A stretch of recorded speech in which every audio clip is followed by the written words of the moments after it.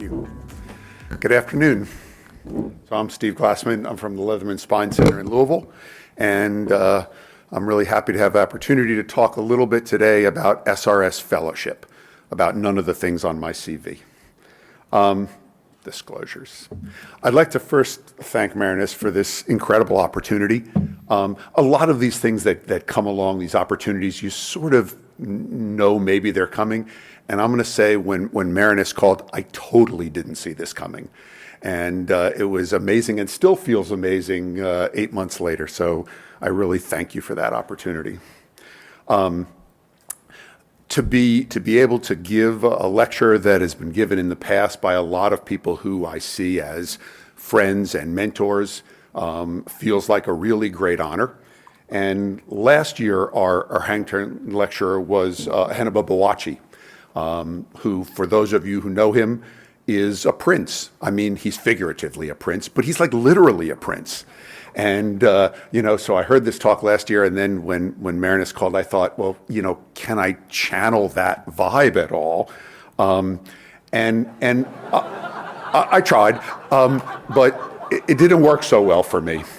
So I figured I'm going to have to do something else. And I thought I'd reflect a bit on sort of what I see as my SRS experience. This is from my meeting in Alaska. It's 10 years ago. It seems like that time went really fast, but it's enough time to have a little bit of perspective. And I'd like to share some of that, and maybe over the 30 some odd years that I've been part of SRS. So one of the things people ask you, sort of what was the best thing about being in SRS leadership and presidential line? And for sure, and not unexpectedly, it's being able to travel around the world and see amazing surgeons, the sort of people you knew, the people you read their work, to see what it was like to see them sort of in real life, where they work, how they teach. And while that was absolutely a great experience, what always struck me as the best thing about all the time traveling through SRS was not the people whose names I knew. It was all the people whose names I didn't know. And, I just, in all my trips, I never went a single place where I felt like I gave more than I got back. I learned everywhere I went. And this is just a couple of pictures from one single trip to India. I could do this for lots and lots of the other trips. But I went to an OR and saw a surgeon who I never knew before the visit, who was doing amazing deformity surgery without any of the resources that I just took for granted and felt like you have to have these things to, take care of these patients. Another example on the right is a surgeon named Shekhar Bojraj. He was actually a fellow with us my very first year in practice. And he went back to Mumbai, and he was professor at the university and then in a private practice. But when I went back to this trip, he had given all that up to go and buy a little inner city hospital with 2 ORs, one of which he had renovated so that he could take care of patients who were so poor that they couldn't even be taken care of in the public health system in India. And, lots of stories like that are just remarkable. On a personal level, this was an SRS course in India, and I met this young surgeon, and I told him, I really like the vest you're wearing. And he took it off and gave it to me. I mean, literally, clothes off your back. I was very embarrassed. I liked Raj's vest too, but he didn't give it to me, But, just the kindness of people, of everyone you met, that was characteristic of what you tend to see in SRS. So this summer, I got to look at this a little bit differently. This is Ron El-Hawari. He's someone who's contributed a lot to the society. He's a lot to do with our initially building our website. And then he built the SRS podcast program. And he ran it for a while. And then when it came around to the 100th podcast, he did that podcast. And so he called me and a number of other past presidents. And he said, I'm going to interview, and I'd like you to reflect on what was most important in your presidency, which is really not something I had thought about that way before. But the answer, as I thought about it, was the importance of SRS fellowship. So this is the Cambridge Dictionary definition of fellowship, a group of people or organization with the same purpose. Now, in all honesty, it gave me a little pause that the example they chose was the National Schizophrenia Fellowship. But I guess if they picked taking care of spinal deformity, there'd be a bunch of psychiatrists sitting around saying, why did they pick that as an example?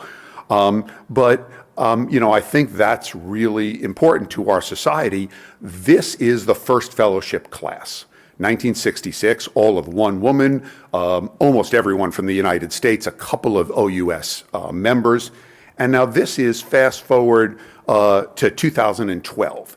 This was Steve Richards' presidency. We had a meeting in Istanbul, and for the board, he made this gift, which was a picture of the mosque with, it's made up of all the pictures of all the people from the SRS, every member of the SRS, a little pointillist picture, and just representative of the growth between those years, both in volume and in diversity. But one of the issues that was a big discussion in particularly the years right before my presidency was that while SRS had a lot of OUS members, it really functioned as a U.S. society. The OUS members weren't integrated in it, not only in terms of leadership, but in terms of the committees and the daily functions. And under a number of presidents, as all of the big decisions are in the SRS, but stamped in Larry Lenke's presidency was a decision that we had to change that. We had to make the SRS functionally OUS, not just in name. And that was the job that was left to the next series of presidents, including me. And so that consumed a lot of what we thought about and talked about. And this is the fellowship committee charges from my year, which essentially said, find a way to programmatically make this happen. And there were plenty of challenges. There were logistic challenges. How do we make meeting attendance requirements? How do we do committee participation?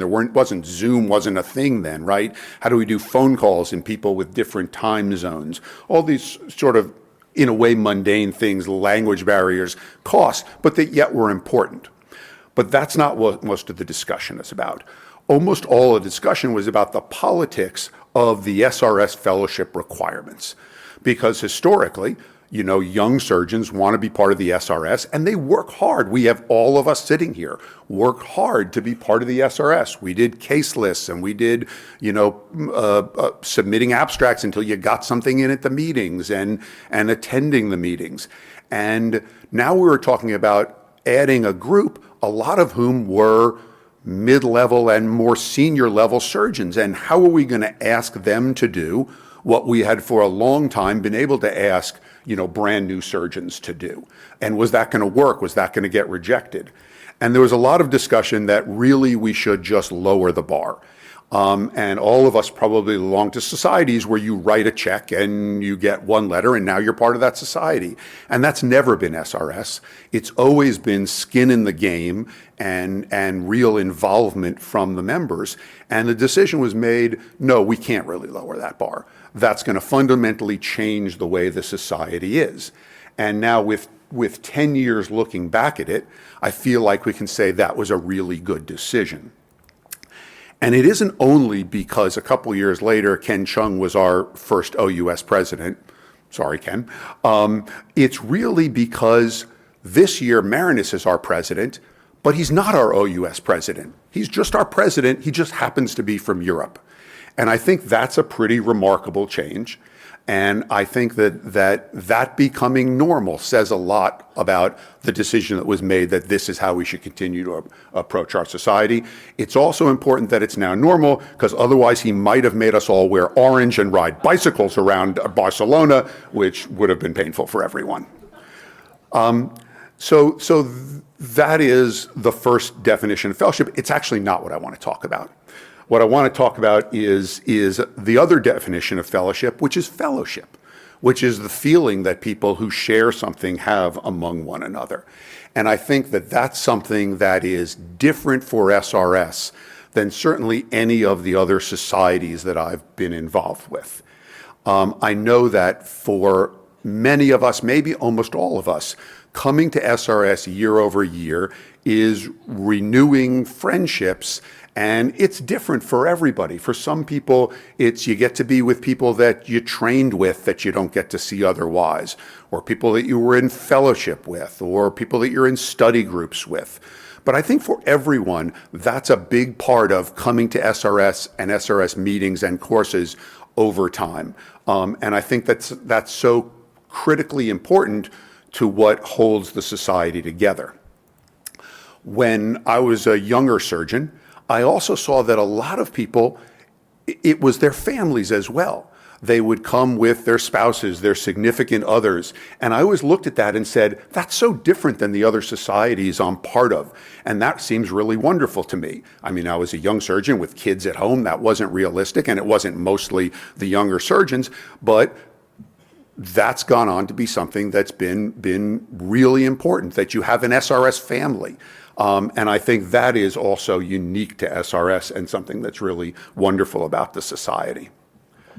So all of those things I think are important, but I'd like to, if you'll bear with me, a couple of stories that I think are even more unique to SRS that have impacted me and my life really. The first started 25 years ago. I went to a course in the Philippines, and I met this young surgeon. His name was Rajashekharan. I had no idea who he was. He seemed really smart to me. I didn't know if I'd ever see him again. And I went back to Louisville, and he went back to Coimbatore, India, where he worked in a 17-bed hospital that his parents had started. And as many of you know, he's turned that into what's arguably one of the best subspecialty hospitals in the world. It trains fellows from all over the world. It has SRS courses and SRS visitors, every year. They do the highest end research, that you see anywhere, and take care of the most complex deformity patients. But they also have built a capability to take care of the simplest patients as economically as possible so that they can care for the people that live around them. And for that, Raja won the SRS Humanitarian Award in 2014. That's not the piece that makes it so unique to me personally.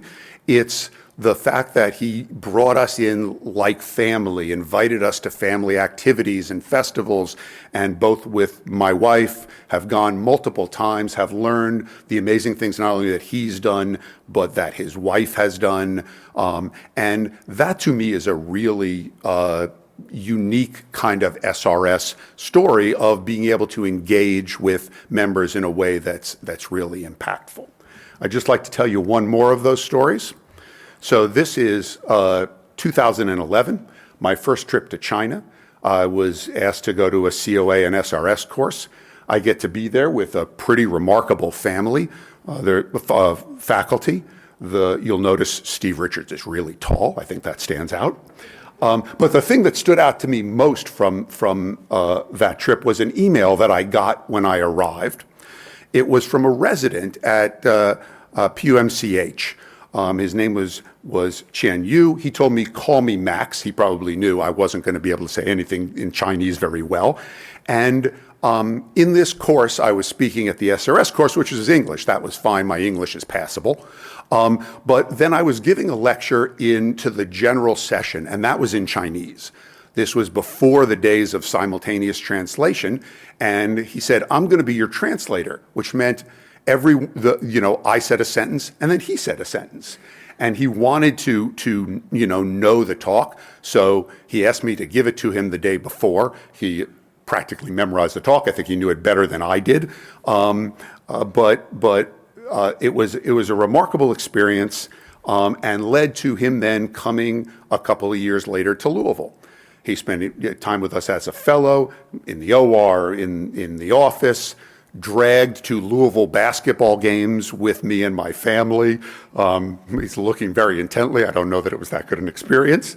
And then when I went back to China, not only got to do the course, but got to go to his home and see how someone lived, young surgeon in China. It was experience I'd never had before. Todd Albert and I went together, and it really made an impact on me.